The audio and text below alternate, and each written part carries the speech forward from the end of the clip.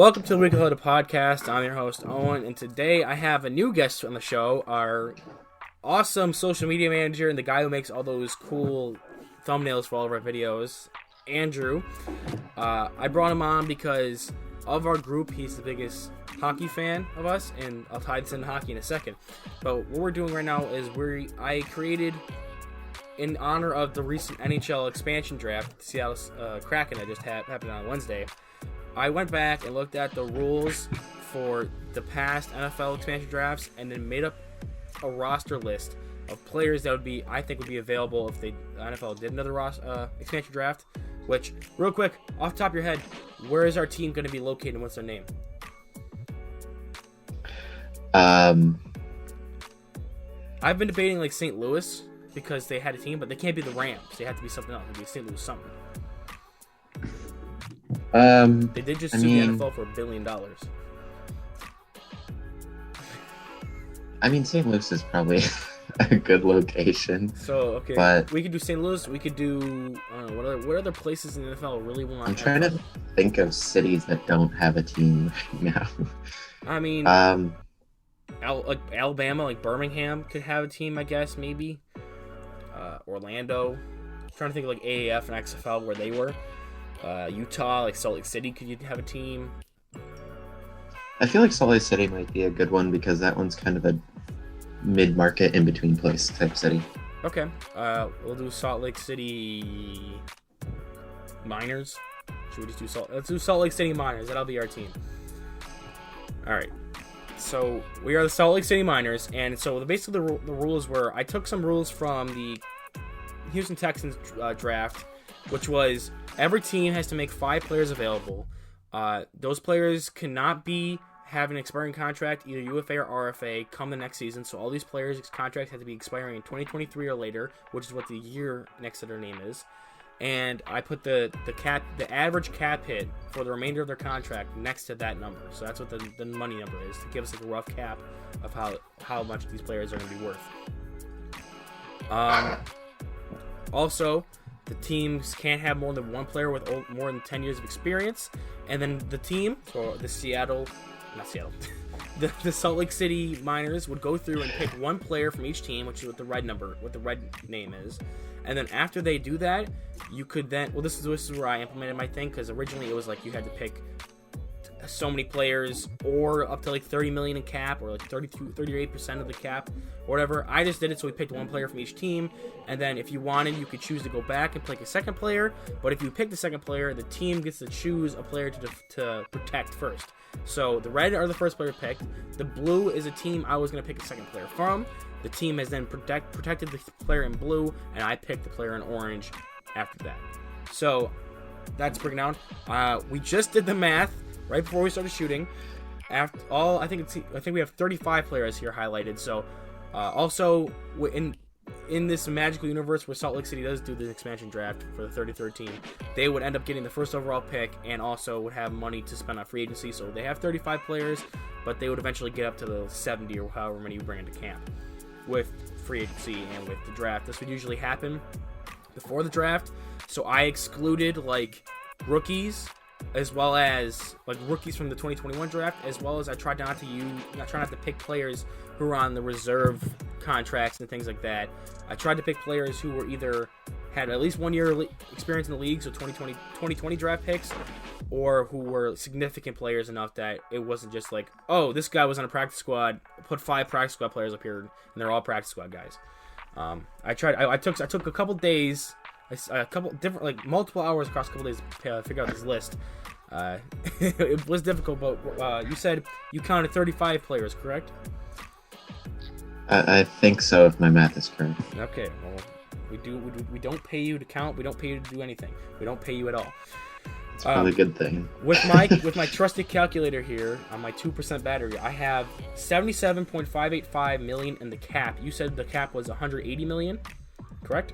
The max, I think. Yeah. So they would need to spend at least 90 million to get close to what the ceiling is, so they could make some moves in free agency. Obviously, they only have 35 contracts, but let's go through. I'm going to read off the team, and then we're going to break it down how the team looks right now, and I'm going to break down who I chose, why I chose them, such and such, for being unprotected. So our quarterbacks, we chose Nick Foles from Chicago, who also left unprotected, Angelo Blackson, Riley Ridley, Travis Gibson, and Terry Cohen. Gardner Minshew from the Jags, which I unintentionally made the Jags quarterback room from 2 seasons ago. I didn't mean to do it with Foles and Minshew. But the Jags, Doug Costin, they left unprotected. Minshew, cornerback James Houston, linebacker Quincy Williams, and guard Garrett McGinn. And then I also grabbed Jarrett Stidham from the Patriots, who also let Joejuan Williams open, Cody Davis open, N'Keal Harry, and Devin Asiasi. Out of Nick Foles, Minshew, and Stidham, who do you think would be the starter of that group right there? I personally have my mind on Minshew would be the starter out of all of them. Yeah, I think Minshew's probably the starter, and even if he wasn't, I'd want him to be the starter because just cool vibes, you know. Right, with Minshew magic and mustache. I had the Chicago Bears putting Tariq Cohen on the list because he's frequently injured, and he's a sizable enough cap hit where it's like maybe if they don't want to take Foles and they take Cohen, at least we're losing some cap against on an often injured player. He's also not going to factor much into the run game, I believe, after the season because David Montgomery is kind of becoming the number one back. So I thought he'd be a good player to leave unprotected as like a shock unprotected player. But in this situation, they chose Foles with their first pick, and they were going to come back for a second pick. They protected Cohen since they're like, well, you had your chance, and then they took Riley Ridley to do wide receivers. But we'll get into that in a second. Same thing with like Minshew in Jacksonville. I thought that he'd be good on protection because he was brought in by a previous regime. He didn't really do all that well last year. And this regime has Trevor Lawrence. They brought in CJ Beathard, who's their guy at his backup now.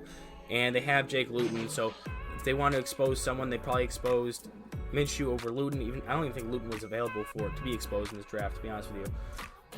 So I exposed Minshew just so that way they could have a quarterback out there. Plus I wanted to get some more quarterbacks up there.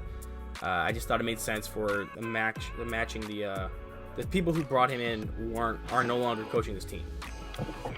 And then with Stidham, Stidham's behind Jones and Cam Newton. They brought back what's the old quarterback, Brian Hoyer. They brought him back, so he's like fourth in the depth chart right now, and it's kind of just he's $1 million taken up on their cap. It's just the experiment with Stidham's over, so I left him unprotected, and he was my secondary pick on the Patriots when I came back. It was between him and N'Keal Harry.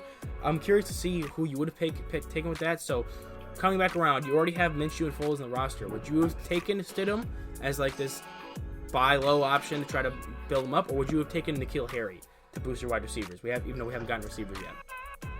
I mean, I think both are kind of proven but unproven, if that makes sense. So, like, you've seen a small sample size of both, but maybe with Stidham, you see him as just another, maybe he's good in the locker room, or maybe he's a good film guy or something like that you want to have. I'm not super up on the locker room type stuff, but I would think that also with Harry, I feel like how many years did he have with Brady, or I think it was the one. Was he ever there? I think it was the 1 or 2. I think it was 1. I'm gonna say it was 1, and maybe 2. It was 2. It was 2 because he was a rookie, he got hurt, played with him his second year, didn't do dick, and then the third year Brady was in Tampa. So yeah, I mean, I honestly would probably take Stidham there, just because I feel like also the cap hit is way less for what you're getting. So correct, yeah, and I just like the idea of having another quarterback you can build up who was in quarterback room with like Josh McDaniels and Tom Brady for a couple seasons, and was in the Belichick system, can bring those kind of things over my quarterback room. I just thought it was maybe a good pickup as like a guy you can try to develop along with Minshew and have Foles be like that resident veteran. Switching over to running backs, I have Justice Hill from Baltimore, Darwin Thompson from Kansas City, and Latavius Murray from New Orleans. Latavius Murray and was a secondary pick for me after I came back around in New Orleans. I took James Hurst first, and we'll get to him later. They protected Malcolm Jenkins, and then I took Latavius Murray. He was exposed because New Orleans didn't really have like a lot of guys that could be exposed with the rules I set for myself with the reserves and the rookies and things like that. It was either him. I was between him and putting like a guy like David Onyemata, who's their starting D tackle, or Marcus Davenport, who's their first-round edge rusher who hasn't really played up to potential. So I was like, of those guys, I think Latavius Murray would be the one they'd probably choose to just, we'll keep find another running back. Justice Hill was the first pick for Baltimore. Hill is behind J.K. Dobbins and Gus. I can't remember his name. Gus something. He's on running back on the Ravens. I really like him. I can't remember his name. But Edwards? Gus Edwards. Good job. That was a good one. Yes. Yeah, okay. So I was like, they're going to leave him exposed, and he's a good, powerful running back. Just hasn't had the opportunity to play while in Baltimore. And then Darwin Thompson. Again, the Chiefs were another hard one to pick for because most of their depth are rookies and things like that, and then everyone else is like major contributors.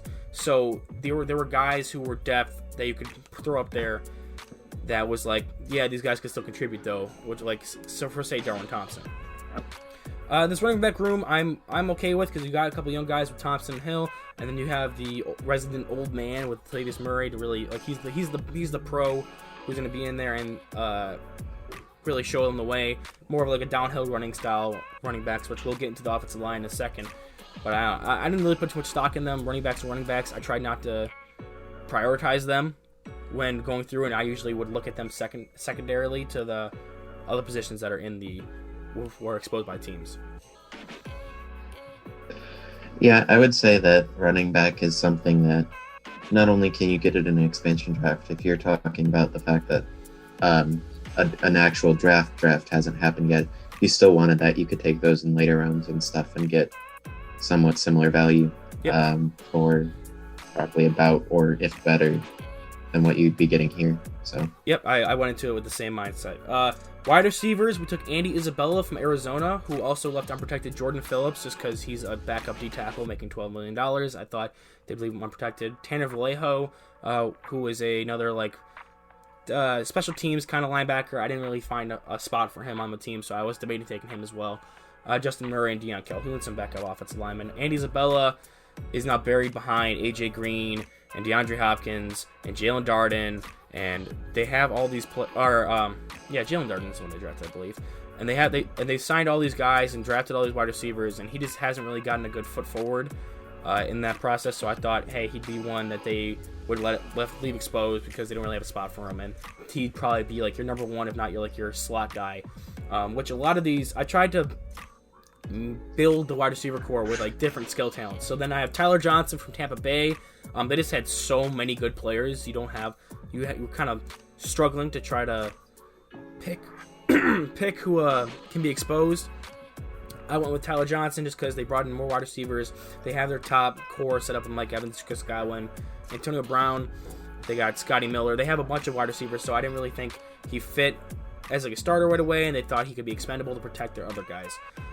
So you got your like slot guy with Andy Isabella. You got like a typical outside, like a Z kind of receiver with Tyler Johnson, or a Y receiver, I'm sorry. And then I got Miles Boykin, went back and took another player from Baltimore. He's kind of your big body dude, your typical X. Riley Ridley from Chicago. He's been struggling. They're probably gonna let him go regardless. So I thought maybe a nice route runner who can maybe gel with a new quarterback and a new system would work out pretty well for them. And then Alan Hearns, just another buy low guy who has some history in the league, who can come in and show some of the younger guys like Tyler Johnson, Andy Isabella, and Miles Boykin really how to play the position as a pro. Yeah, I mean, I honestly, this is going to sound bad, I have not heard of most of the wide receivers on this list besides Boykin and Hearns. I think it's also one of those things where it's you got to get your guys, but then that's probably not your focal point when you're drafting for starting a whole new team. When I was drafting wide receivers, I was looking more for versatility and the different skill sets. And I knew these guys because I know a lot of them, they're really young. I covered the draft a lot, so I knew who Andy Isabella was. I knew who Tyler Johnson was. So I knew that these guys could fill the roles I was looking for while still being young guys who are really buried on their depth charts, so it made sense for them to be unprotected. Tight end, my brother gave me a little flack for this one. He didn't think they'd leave him unprotected. By Albert Okwuegbunam, who was the tight end out of Denver. Denver also, I was surprised to find that their roster is relatively deep, and they didn't have a lot of players that were like not protectable. Like it was really hard to find players to expose. So I went out and left Bugnum because they have Noah Fan as a starter. They have me and Tabor had a whole episode of the podcast where he had to try to figure out how to say his last name. He's one of those guys where he's a tight end who can run a 4.3, but like he's very raw. So like I didn't think they'd really prioritize protecting him. And I thought he'd just be a good like athletic addition. Maybe he's not our starting tight end, but he could be like just an offensive weapon that they really haven't utilized all that well in Denver because of either injury or lack of ability to go out there and play right away. He's not the most pro ready. I took Tommy Sweeney from the Bills as a secondary choice. I really love me some Tommy Sweeney as a Bills fan. I love Tommy Sweeney. I loved him coming out of the draft. He's more of your all-around blocker, can maybe contribute in the passing game, but not as much as like Albert O will. So I feel like he'd be your starter coming in. It's not a great starter, but like I think he has a lot of room to grow, especially if he can get over that heart condition he's going through. And then Foster Moreau from Vegas. Vegas had so many people that could have been exposed, like so many good people. Like it was hard to. I looked at it, I was like, how are all these people exposed? But I had to pick Moreau second. Very high character guy. He's probably going to be your starting tight end. He's a similar guy to Tommy Sweeney who can block but also receive. Is just stuck behind an elite tight end in Darren Waller in Vegas. So they left him exposed and kind of hoped that we wouldn't take him. But then they had to protect Carl Nassib because he's more valuable as an edge rusher. So they were kind of stuck in a rock and hard place because they had so many good players left unprotected. Yeah, I mean, obviously with Tommy Sweeney, you're probably not getting a guy that has a ton of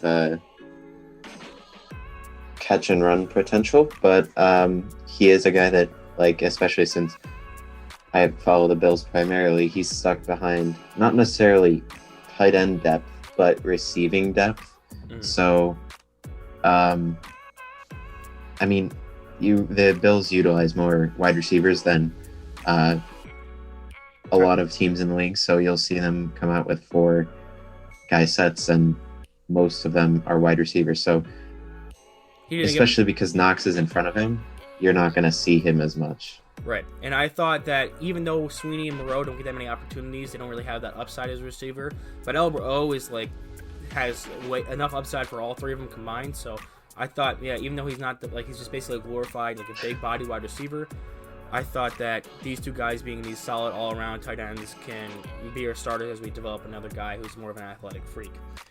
I'm just going to run through all the offensive linemen real quick. Offensive tackles, Greg Little, Terrence Steele, James Hurst, Sadiq Charles. Guards, Michael Jordan, John Simpson, Drew Samia, and center Nick Harris. Nick Harris is a center who was drafted in the 3rd or 4th round by Cleveland. He's just buried behind the best offensive line in football right now, so he doesn't really get a lot of opportunities to go out there and play. But I like him a lot. I'm a University of Washington fan. I think he has good potential, so I took him as our starting center.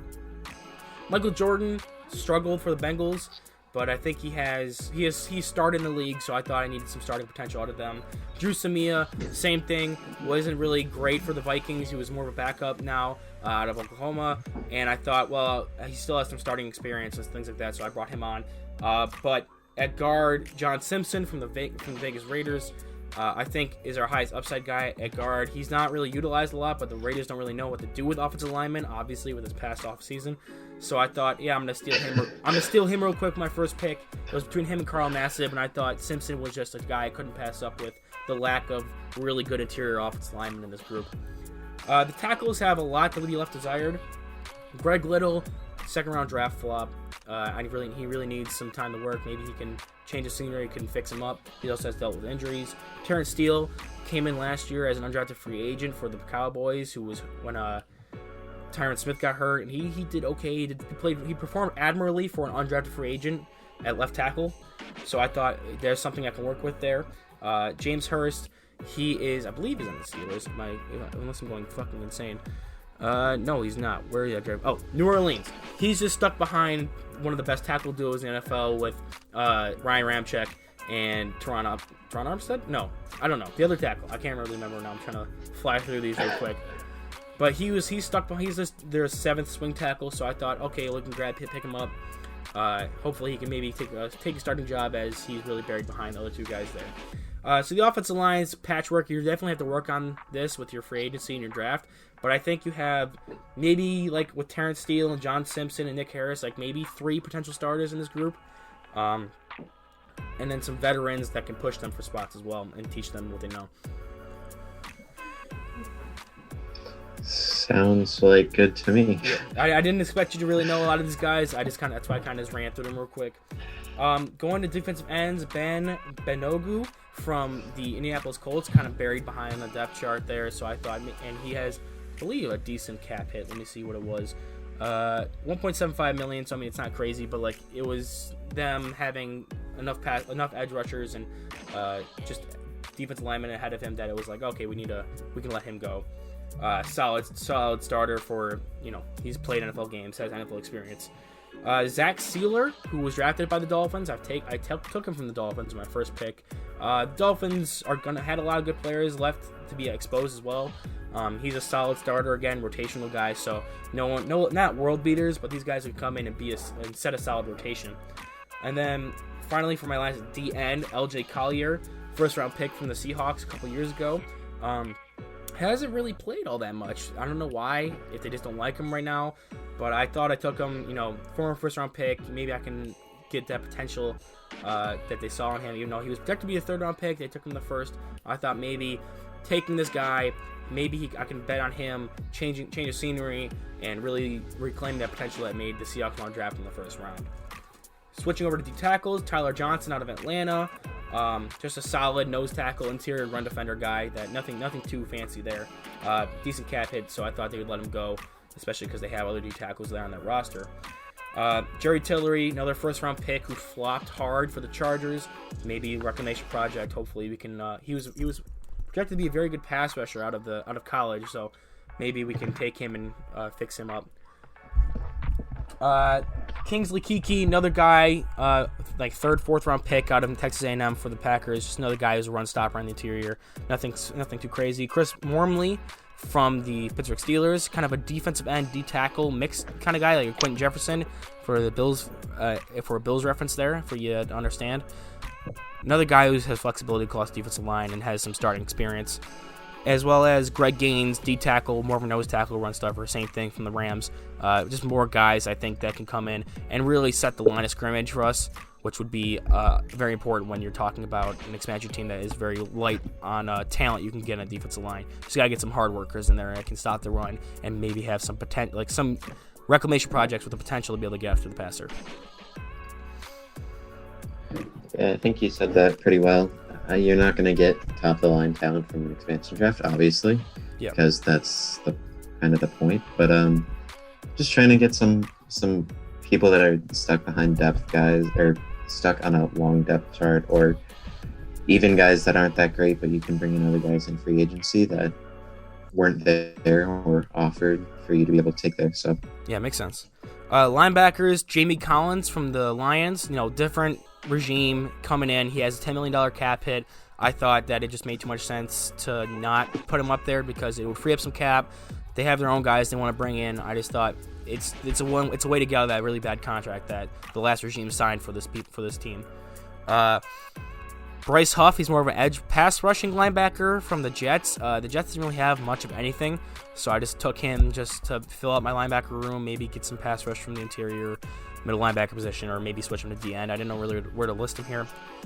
David Long, I was surprised he was buried so far on the Tennessee depth chart, but I thought he didn't really have an option. He didn't really have an opportunity to start with the way the Our Lads depth chart had it looked out for, and they also had a lot of good players that could be left unprotected from them. So I thought, you know what, I'll take David Long and put him on the list because they needed to be able to fill it out. And it was him or a better player. So I was like, I'm just going to put him on there, and that's a great pickup. He'll probably be our starting linebacker, and Jamie Collins could be our starting strong side.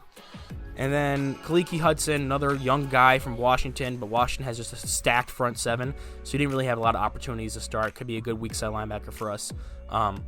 Nothing like these guys. I think these guys are a good group. I think we have 3 starters here, with Hudson, Long, and Collins. And I think that'd probably be our best section, our best area on the defense with who we picked up. Switching over to the cornerbacks, I got Joejuan Williams from the New England Patriots, former second-round pick. Really big dude, didn't really grow to his potential. Maybe we can bring him in and just bring that Belichick style of like attitude and things like that, and maybe he can find his potential and make him a second-round pick for Belichick. Sam Beal, he was in the supplemental draft, or the Giants took him.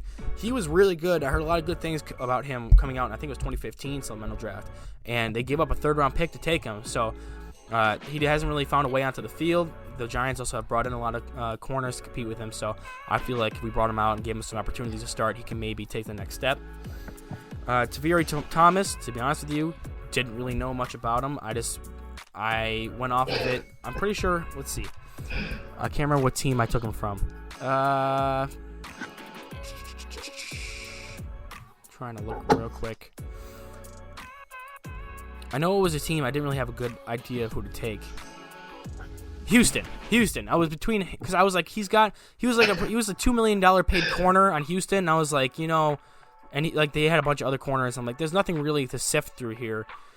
I could either take him or Deshaun Watson, who I left unprotected because obviously I'd leave him unprotected.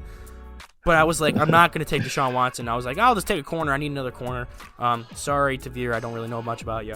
You're just not Deshaun Watson, so I had to take you. Josiah Scott has bounced around the league a little bit. Went from Jacksonville to, I believe, I'm trying to remember where I took him from. I believe he was a secondary person. Looking real quick. Philadelphia, there we go, yes. So yeah, he bounced around from Jacksonville to Philadelphia. He's more of a slot guy, and even though he's not that good of a slot guy, he's still young. He could probably progress him a little bit. And Troy Fry Jr.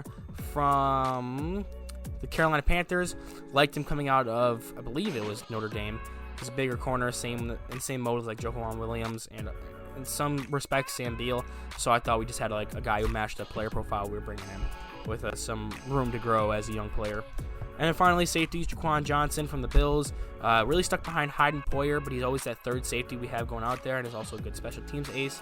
I feel like that we could use for our Utah, or was it Salt Lake City minors, we could use him as like a guy who can come in and finally take the next step and become a starter, which he hasn't really had the opportunity to in Buffalo.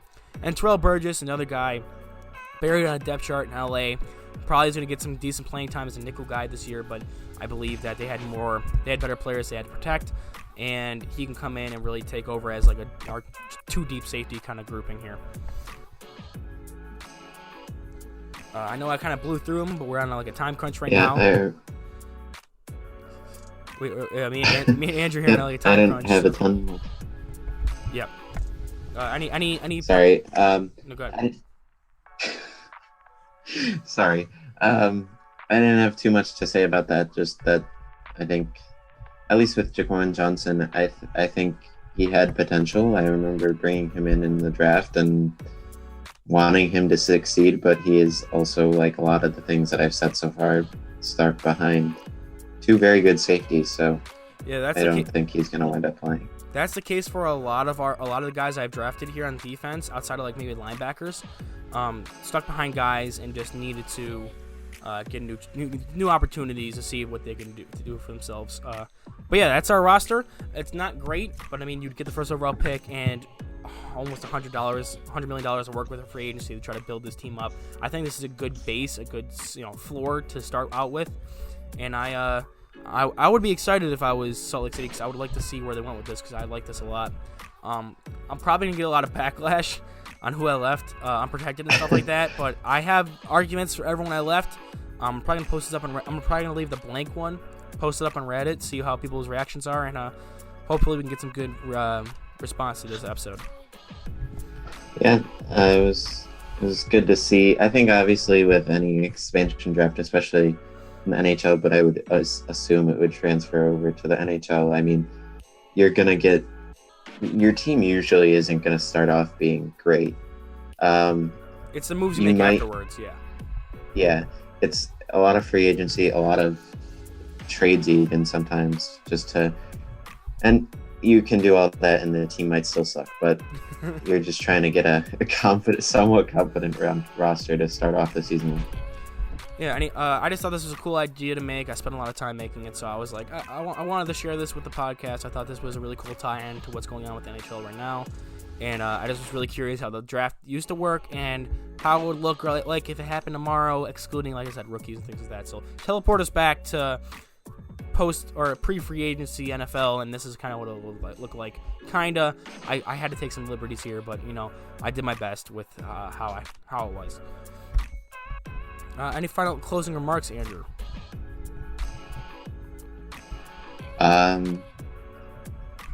Not regarding this, just that you should follow us on all of our social medias. It's usually at Weekly Huddle for everything, and definitely do that. Almost up to 100 subscribers on the YouTube channel right now, so that's we're cool. We're over 100 now. Are we? Oh wow! Maybe I've been Yes, out of loop. I've been out of town a lot recently, so I'll have to catch back up with it. But yeah, this is going to be going out either tonight or tomorrow morning, so hopefully we get some good feedback on this one. We'll post some stuff up on social medias, and follow us on all of our other stuff. I got some more career mirrors coming out soon. Like I said, I've been on vacation a lot, so it's been kind of a slog over here to really get some stuff out. But we have a lot of stuff coming out, a lot of cool stuff. Hot Take Season 2 is going to be coming out shortly. The new episodes of Career Mirror, and we always going to have these podcasts coming out. So